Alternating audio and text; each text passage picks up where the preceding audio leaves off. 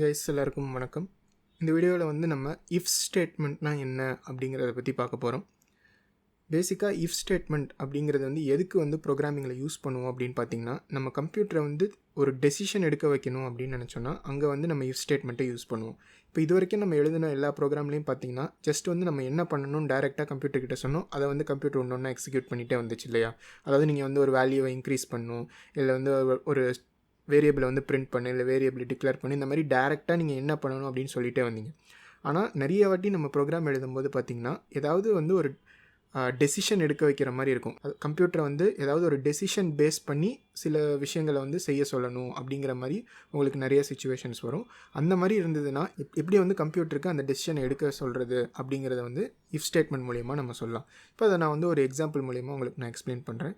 இப்போ இந்த எக்ஸாம்பிளில் நம்ம என்ன பண்ண போகிறோம் அப்படின்னா, ஒரு வேரியபிள் எழுத போகிறோம். அதாவது இன்ட் நம் அப்படின்னு ஒரு வேரியபிள் இருக்குது, அதில் ஏதாவது ஒரு வேல்யூ இருக்குது அப்படின்னு வச்சுக்கோங்க.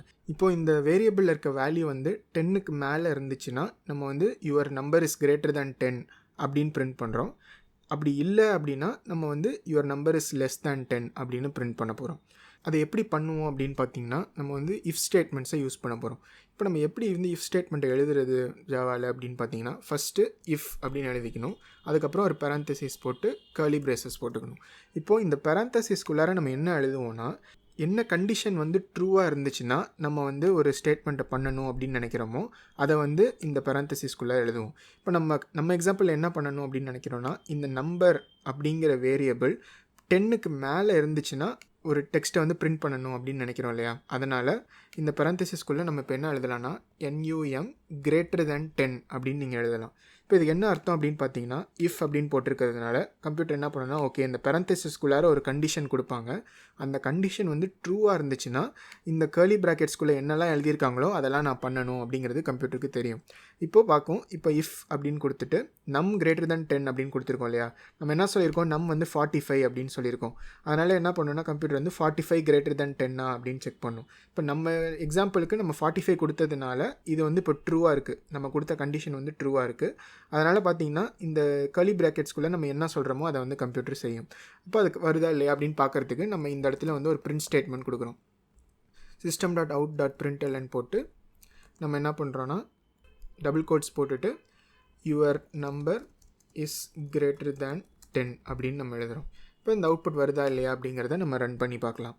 இப்போ நம்ம எக்ஸாம்பிளில் நம்ம வந்து 45 கொடுத்ததுனால நம்ம வந்து நம் greater than 10 வந்து இந்த கண்டிஷன் ட்ரூவாக இருக்கும். அதனால் நம்மளுக்கு எதிர்பார்த்த மாதிரியே your number is greater than 10 அப்படின்னு அவுட்புட் வருது.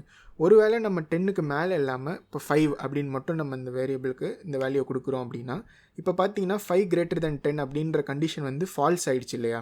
அதனால் அதுக்கு நம்ம இந்த இஃப் ஸ்டேட்மெண்ட்டில் என்ன பண்ண சொல்லியிருக்கோமோ அதை வந்து கம்ப்யூட்டர் வந்து எக்ஸிக்யூட் பண்ணாது. அதனால் பார்த்தீங்கன்னா நம்மளுக்கு எம்டியாக அவுட்புட் வருது. நம்ம முன்னாடி பார்த்த மாதிரியே நம்ம என்ன பிரிண்ட் பண்ண சொன்னோமோ அது அவுட்புட் வரல. நம்ம என்ன பிரிண்ட் பண்ண சொன்னோமோ அது வந்து அவுட்புட்டில் வரல. ஓகே, இப்போது நம்ம என்ன நினைக்கிறோன்னா, இந்த எக்ஸாம்பிள் அதாவது 10க்கு மேலே இருந்தால் நம்ம வந்து ஒன்று பிரிண்ட் பண்ண சொல்லியிருக்கோம், அதை வந்து நம்மளுக்கு கரெக்டாக எக்ஸிக்யூட் பண்ணிச்சு. இப்போது இந்த எக்ஸாம்பிளில் வந்து நம்ம 10க்கு கீழே வேல்யூ கொடுத்துருக்கோம் இல்லையா. நம்ம 10க்கு கீழே இருந்தாலும் நம்ம ஏதாவது ஒன்று பிரிண்ட் பண்ணணும் அப்படின்னு நினச்சோன்னா அதை எப்படி பண்ணுறதுன்னு பார்த்தீங்கன்னா, அதுதான் வந்து எல்ஸ் ஸ்டேட்மெண்ட் அப்படின்னு ஒன்று இருக்குது. அதாவது நீங்கள் இஃப்பை முடிச்சதுக்கப்புறம் அந்த கர்லி ப்ராக்கெட்ஸ் இருக்கு இல்லையா, அதை கண்டினியூ பண்ணி நீங்கள் எல்ஸ் அப்படின்னு எழுதி மறுபடியும் வந்து கர்லி ப்ராக்கெட்ஸ் போட்டுக்கணும். இதுக்கு என்ன அர்த்தம் அப்படின்னு பார்த்தீங்கன்னா, இப்போ கம்ப்யூட்டர் வந்து என்ன பண்ணும், இந்த இஃப் ஸ்டேட்மெண்ட்டுக்கு வரும். இந்த இஃப்பில் வந்து ஒரு கண்டிஷன் கொடுத்துருக்கோம் இல்லையா, அதனால் இந்த கண்டிஷன் வந்து பார்க்கும், நம் greater than 10 அப்படின்னு பார்க்கும். நம்ம வந்து 5 அப்படின்னு கொடுத்துருக்கோம், 5 greater than 10 அப்படின்னு பார்க்கும். அது வந்து அந்த கண்டிஷன் வந்து இப்போ ஃபால்ஸாக இருக்குது. அதனால் என்ன பண்ணுன்னா கம்ப்யூட்டர் வந்து இந்த எல்ஸில் ஒரு கர்லி ப்ராக்கெட்ஸ் கொடுத்துருக்கீங்க இல்லையா, அதுக்குள்ளே நீங்கள் என்னென்னலாம் பண்ண சொல்லியிருக்கீங்களோ அந்த இடத்துல வந்து நம்மளுக்கு பண்ணும். அதாவது if this condition is true இதெல்லாம் வந்து எக்ஸிக்யூட் பண்ணணும். இல்லாட்டி அதனால தான் இதுக்கு பேர் வந்து எல்ஸ் அப்படின்னு கொடுத்துருக்கோம். இல்லாட்டி இதுக்குள்ளே என்னெல்லாம் இருக்கோ அதெல்லாம் வந்து பண்ணு அப்படின்றத வந்து நீங்கள் கம்ப்யூட்டர்கிட்ட சொல்லலாம்.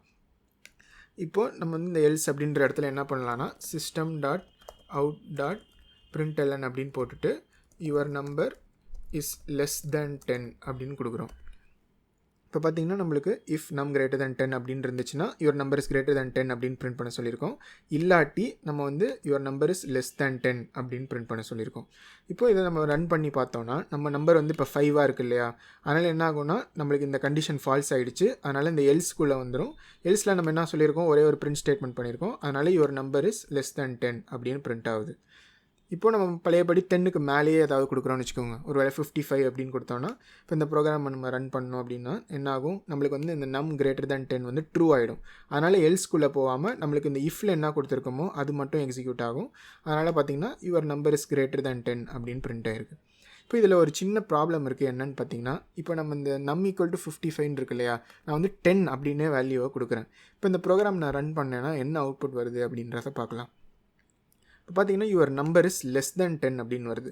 இது ஏன் அப்படின்னு பார்த்தீங்கன்னா, கம்ப்யூட்டர் வந்து நம்ம முன்னாடி சொன்ன மாதிரி இஃப் பார்த்தோன்னே இந்த கண்டிஷனை வந்து பார்க்கும். இப்போ இந்த கண்டிஷன் நம்ம என்ன கொடுத்துருக்கோம், நம் கிரேட்டர் தேன் 10 அப்படின்னு கொடுத்துருக்கோம் இல்லையா.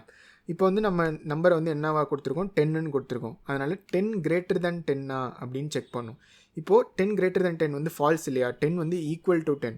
அதனால் இந்த இஃப் கண்டிஷன் வந்து ஃபால்ஸ் ஆகிடுச்சு. அதனால் இஃப் ஸ்டேட்மெண்ட்டில் என்ன கொடுத்துருக்கோமோ அதை பண்ணாமல் எல் ஸ்டேட்மெண்ட் என்ன கொடுத்துருக்கோமோ அதை வந்து கம்ப்யூட்டர் வந்து எக்ஸிக்யூட் பண்ணுது. அதனால் யுவர் நம்பர் இஸ் லெஸ் தேன் 10 அப்படின்னு வந்து நம்மளுக்கு அவுட்புட் வந்திருக்கு. நம்மளுக்கு அப்படி வர வேணாம் இல்லையா, ஏன்னா 10 வந்து லெஸ் தேன் 10 கிடையாது இல்லையா. இப்போ நம்ம என்ன நினைக்கிறோன்னா, அவங்க வந்து அந்த நம்பர் வந்து 10 இருந்துச்சுன்னா யுவர் நம்பர் இஸ் 10 அப்படின்னே பிரிண்ட் பண்ணணும் அப்படின்னு நினைக்கிறோம். அப்போ தானே அது வந்து கரெக்டான ஒரு ப்ரோக்ராமாக இருக்கும். இப்போ அதை எப்படி பண்ணலாம் அப்படின்னு பார்த்தீங்கன்னா, நம்ம இந்த இஃப் எல்ஸ் எழுதியிருக்கோம் இல்லையா, அதுக்கு மேலே ஃபஸ்ட்டு அந்த நம்பர் வந்து ஈக்குவல் டு 10 அப்படிங்கிறத செக் பண்ணிக்கலாம். இஃப் நம் இஸ் ஈக்குவல் டு 10 அப்படின்னு கண்டிஷன் போட்டு ஒரு கர்லி ப்ராக்கெட்ஸ் போட்டுக்கோங்க. இப்போ இதுக்கு என்ன அர்த்தம் அப்படின்னு பார்த்தீங்கன்னா, இந்த இஃப் ஸ்டேட்மெண்ட் இருக்குது, அதனால் வந்து கம்ப்யூட்டர் இந்த கண்டிஷனை பார்க்கும். நம் ஈக்குவல் டு 10 இருந்துச்சுன்னா நம்மளுக்கு வந்து இந்த இஃப் ஸ்டேட்மெண்ட்டில் என்ன பண்ண சொல்லியிருக்கோமோ அதை வந்து பண்ணும். நம்ம என்ன பண்ண சொல்ல போகிறோம், system.out.println அப்படின்னு சொல்லி யுவர் நம்பர் இஸ் 10 அப்படின்னு பிரிண்ட் பண்ண சொல்ல போகிறோம். இப்போ நம்ம இந்த ப்ரோக்ராமை ரன் பண்ணோன்னா நம்ம எதிர்பார்த்த மாதிரி இந்த வேல்யூவும் பிரிண்ட் ஆகும் இல்லையா. ஆனால் மறுபடியும் வந்து ஒரு சின்ன ப்ராப்ளம் இருக்குது. அது என்ன அப்படிங்கிறத இந்த ப்ரோக்ராமை நம்ம ரன் பண்ணி பார்க்கலாம். இப்போ பார்த்தீங்கன்னா நம்மளுக்கு யுவர் நம்பர் இஸ் 10ன்னு வந்திருக்கு. ஆனால் மறுபடியும் your number is less than 10ன்னே வந்திருக்கு. ஆனால் நம்மளுக்கு அப்படி வரக்கூடாது இல்லையா. 10ன்னு நம்ம வேல்யூவை கொடுத்துருந்தோம்னா ஜஸ்ட்டு வந்து நம்மளுக்கு யுவர் நம்பர் இஸ் 10 மட்டும்தான் வரணும். ஆனால் ஏன் நம்மளுக்கு வந்து இந்த ஸ்டேட்மெண்ட்டும் பிரிண்ட் ஆகிருக்கு அப்படின்னு பார்த்தீங்கன்னா, நம்ம என்ன சொல்லியிருக்கோம், ஃபஸ்ட்டு இந்த இஃப் கண்டிஷன் பண்ணு அப்படின்னு சொல்லியிருக்கோம். ஆனால் கம்ப்யூட்டர் வந்து அதுக்கப்புறம் இந்த இஃப் கண்டிஷனையும் பார்க்கும் இல்லையா. அதனால என்ன ஆகுது அப்படின்னா, நம்மளுக்கு இந்த இஃப் கண்டிஷன் ட்ரூ ஆகி இந்த ஸ்டேட்மெண்ட் பிரிண்ட் ஆகுது. அதுக்கப்புறம் இந்த கண்டிஷன் வந்து ஃபால்ஸாக இருக்கிறதுனால நம்மளுக்கு வந்து இந்த எல்ஸில் வந்து பிரிண்ட் ஆகுது. ஆனால் நம்மளுக்கு அப்படி இருக்க வேணாம். இந்த 3 இடத்துல நம்ம வந்து பிரிண்ட் லைன் கொடுத்துருக்கோம் இல்லையா, அந்த 3லேயுமே ஏதாவது ஒன்று தான் வந்து நம்மளுக்கு எக்ஸிக்யூட் ஆகணும். அதனால் என்ன பண்ணலாம் அப்படின்னா, இந்த இஃப் முடிஞ்சதுக்கப்புறம் இங்கே மறுபடியும் ஒரு இஃப்னு போட்டிருக்கீங்க இல்லையா, அதை வந்து நீங்கள் எல்ஸ் இஃப் அப்படின்னு மாற்றிக்கலாம். இப்போ எல்ஸ் இஃப் அப்படின்னா என்ன பண்ணும் அப்படின்னு பார்த்தீங்கன்னா, ஃபஸ்ட்டு இப்போ இந்த இஃப்பை பார்க்கும். இந்த கண்டிஷன் ட்ரூவாக இருந்துச்சுன்னா இதை மட்டும் பண்ணிவிட்டு மற்றது எதையுமே பார்க்காம கம்ப்யூட்டர் வந்து அடுத்த ஸ்டேட்மெண்ட்டுக்கு போயிடும். இப்போது நம்ம எக்ஸாம்பிள் என்னது, நம் ஈக்குவல் டு 10 தான் இல்லையா. அதனால் இப்போ இந்த இஃப்பை பார்த்துட்டு இந்த நம் ஈக்குவல் டு 10 அப்படின்னு பார்க்கும். இது ட்ரூவாக இருக்கனால இந்த ஸ்டேட்மெண்ட்டை பிரிண்ட் பண்ணிவிட்டு மற்றதெல்லாம் பார்க்காம அடுத்த ஸ்டேட்மெண்ட்டுக்கு போயிடும். அதனால் நம்மளுக்கு வந்து இது மட்டும்தான் பிரிண்ட் ஆகும். அது கரெக்டாக ஆகுதா இல்லையா அப்படின்றத இப்போ ரன் பண்ணி பார்த்துடலாம். இப்போ பார்த்தீங்கன்னா நம்மளுக்கு யுவர் நம்பர் இஸ் 10 அப்படின்றது மட்டும் அவுட்புட்டில் வந்திருக்கு. இப்போ இந்த 3 ஸ்டேட்மெண்ட்டுமே கரெக்டாக வருதா இல்லையான்னு பார்க்குறதுக்கு நம்ம ஒவ்வொன்றிலையும் ஒரு எக்ஸாம்பிள் கொடுக்கலாம். அதாவது இப்போ 10க்கு வந்து நம்ம செக் பண்ணிட்டோம். 10க்கு மேலே ஒரு நம்பர், அதாவது 23 அப்படின்னு கொடுத்து ரன் பண்ணோம் அப்படின்னா நம்மளுக்கு வந்து கரெக்டாக 23க்கு நம்ம என்ன எக்ஸ்பெக்ட் பண்ணுறோம், நம்மளுக்கு வந்து your number is greater than 10ன்னு வரணும் இல்லையா. அதனால் இப்போ பார்த்தீங்கன்னா நம்மளுக்கு your number is greater than 10 அப்படின்னு மட்டும் பிரிண்ட் ஆகிருக்கு. இது ஏன் அப்படின்னு பார்த்தோன்னா, ஃபஸ்ட்டு இந்த ஸ்டேட்மெண்ட் பார்க்கும், இது வந்து ஃபால்ஸாக இருக்குது.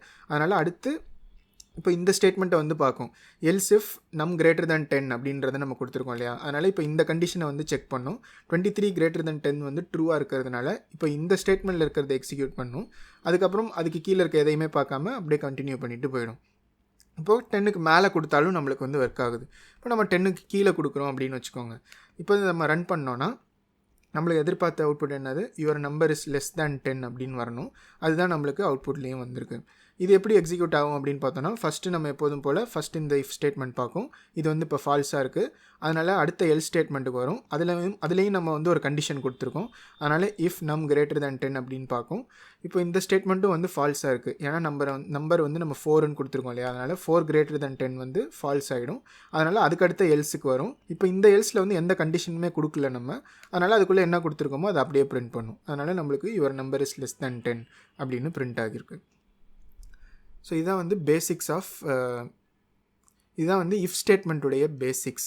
இப்படி நம்ம இஃப் ஸ்டேட்மெண்ட் எழுதி தான் கண்டிஷனல் ஸ்டேட்மெண்ட்ஸ் எல்லாம் வந்து ஜாவாவில் எழுதலாம்.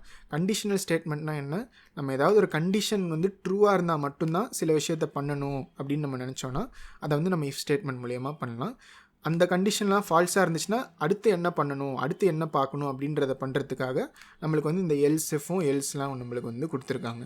இதில் ஏதாவது உங்களுக்கு சந்தேகம் இருந்துச்சுன்னா கண்டிப்பாக கமெண்ட்டில் கேளுங்க, உங்களுக்கு நான் ஆன்சர் பண்ணுறேன். உங்களுக்கு இந்த வீடியோ பயனுள்ளதாக இருந்துச்சுன்னா கண்டிப்பாக லைக் பண்ணிக்கோங்க, சேனலுக்கும் சப்ஸ்கிரைப் பண்ணிக்கோங்க. இதே மாதிரியே ஒரு புது கான்செப்டோட நெக்ஸ்ட் வீடியோவில் உங்களை பார்க்குறேன். பை.